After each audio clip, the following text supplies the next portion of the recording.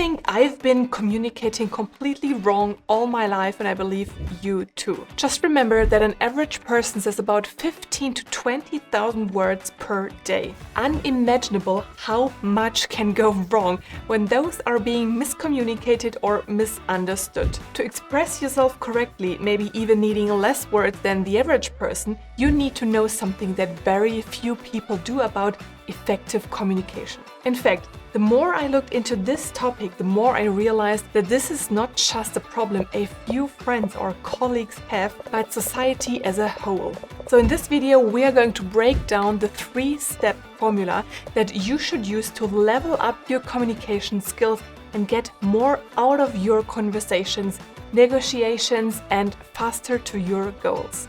A little later, I'll go through some of the super smart but simple tactics that you can use to steer every conversation in the direction you desire, but the real value lies in understanding what communication actually is and how it works, which takes us to step number 1. You need to know the mechanics and power relations in communication to use them properly. It's pretty much impossible to be a good communicator if you don't know how communication actually works. And that's why the master negotiators, managers, or entrepreneurs care so much about and practice their communication style. The goal is to either get the information they want or convey information to make the other party know, do, or think something particular. So how do master communicators do that? Surprise, probably no different to people a few hundred years ago, because communication has always been the same. But what real communication experts do differently to achieve their goals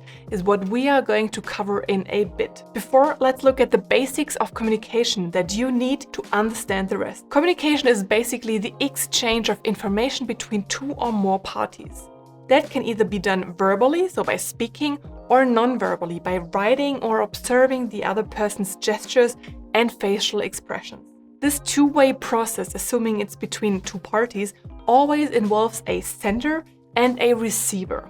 Whilst the sender transmits information, the receiver pays attention and listens to them. During the conversation, this balance can also change, and the talking or listening is done by the other person. One might think that in a good communication, the speaking and listening is balanced between the two parties, right? But that's wrong. At least if you want to become a better communicator, you should ignore this common belief and think about the value that is collected by either of the two parties, keeping in mind the master communicator's plan of receiving information or getting to their goal. Of course, the receiving party collects a lot more value and information than the speaking one, which brings us to step number 2. You need to understand that talk is silver, but silence is golden. Or one would say that talk is cheap and you need to know the power of silence. However you describe it, it comes down to the most important mistake that you do on a daily basis when communicating to others. You talk too much and listen not enough. Mistakenly, many people think by talking a lot, sharing information, and trying to be interesting, they create value for and position themselves. But it's rather the other way around. By just talking and maybe even saying the wrong things, you might just bore the other person and don't give them a reason to listen and open up themselves. Instead of trying to be interesting and being the sender, be the receiver and be interested in the other person.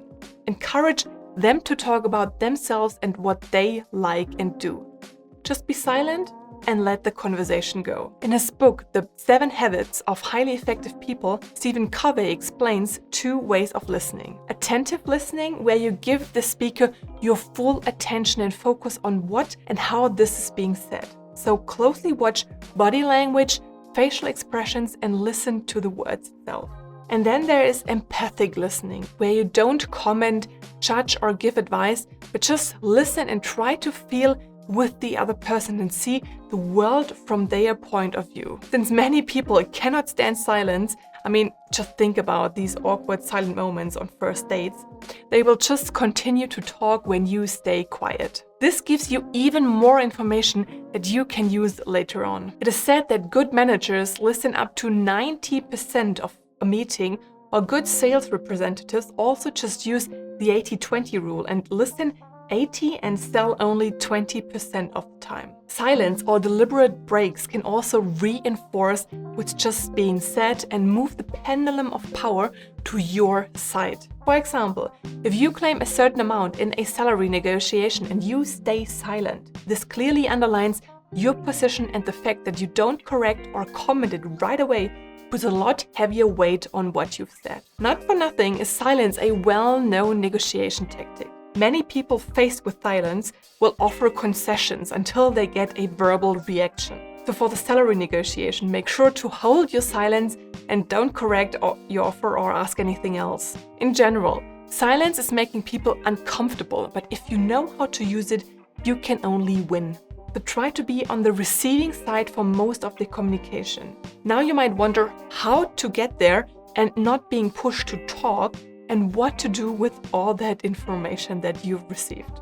And that's where the third winning step of the formula comes into place. Once you're on the sending side, you need to make sure to keep that to the bare minimum and say the right things to achieve your goal. So how to keep your speaking portion to the bare minimum and what to say when it's your turn. 3 tactics that you can follow here.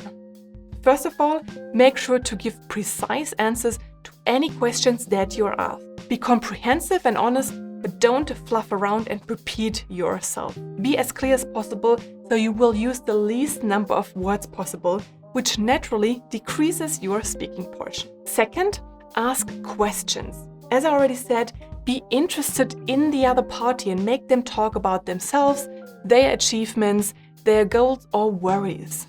By asking questions and then listening to the answers, you will quite quickly get a feeling about what the other person values or what not. Thereby, you can again sharpen your questions and target those areas that are most interesting for you. And finally, having listened in the first place, used silence and asked many smart questions, you should eventually be in a position to use your speaking portions to make such targeted and sharp statements to make the other party know, do or think what you intended them to do. If you wanted to sell them a specific product, you should have gathered their pain points, price expectations, and expectations towards the product's benefit throughout the conversation. If you've done that correctly, you will be able to sell the product with just a few targeted sentences. If your goal was to inform the other party about a special service that you are offering and wanted to let them know that you are the market leader, you should be able to communicate that quite effectively with just a few sentences after you've listened closely. You should have collected and asked for what the other party value when it comes to the service delivery, quality, service times, or whatsoever, so you can tailor your pitch to those requirements and say the most with the fewest words. Now, looking back at my and maybe your previous conversations, I truly believe we all have unlearned to communicate properly. Or maybe we have never learned it in the first place. Whatever it is, it's on you and me to get it right again. So take a step back in today's self-centric society and stop chattering away all the time. Rather listen carefully and actively to give sharp answers and ask smart questions when you get to it. The key here is to really focus on the conversation and not doing anything else in parallel. But if you still tend to multitask, I can recommend watching this video next, where you will learn about the shocking truth about multitasking, what it does to your brain and health, and how you can counter this.